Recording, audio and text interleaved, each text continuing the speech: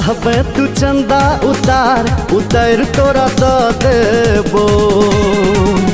गोरी कहबे तू चंदा उतार तोरा द देबो।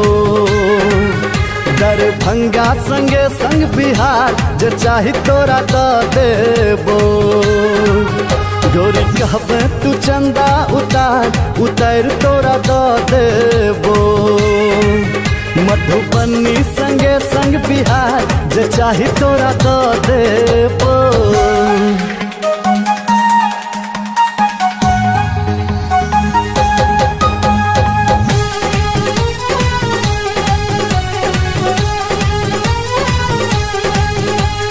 एबे जे गोरी हमर मिथिला में टूटतो गुमान सहरसा जिला में।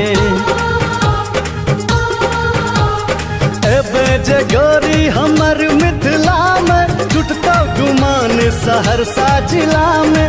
बेगूसराय के छोरा न छोड़तो कहतो जे नैना मिला ले। सीतामढ़ी से लक कटिहार ये गोरी तोरा द देबो। गोरी कहबे तू चंदा उतार तोरा द देबो।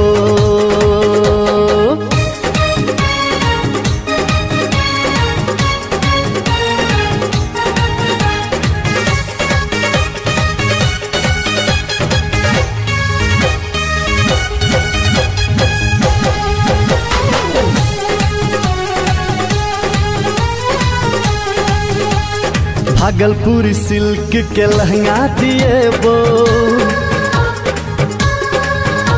मुजफ्फरपुर के लाली से ठोर सजेबो। भागलपुरी सिल्क के लहंगा दिएबो। मुजफ्फरपुर के लाली से ठोर सजेबो। समस्तीपुर जाकर बाली आ झुमका रानी तोरा हम दिएबो। ले बहीरा के हार उधार गे गोरी तोरा द देबो। गोरी कहबे तू चंदा उतार तोरा द देबो।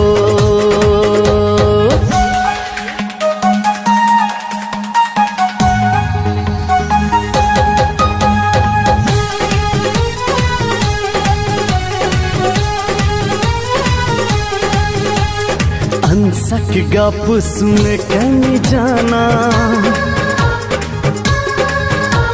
राजीव गौतम ने सुनतो बहाना।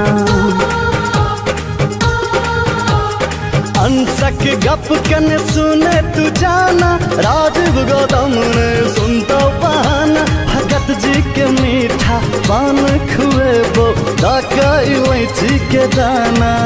भाया डुमरी के सुपौल बाजार घूमे ले तोरा लाजेबो। गोरी कहबे तू चंदा उतार तोरा द देबो। दरभंगा संगे संग बिहार जे चाही तोरा द देबो। मधुबनी संगे संग बिहार जे चाही तोरा द देबो।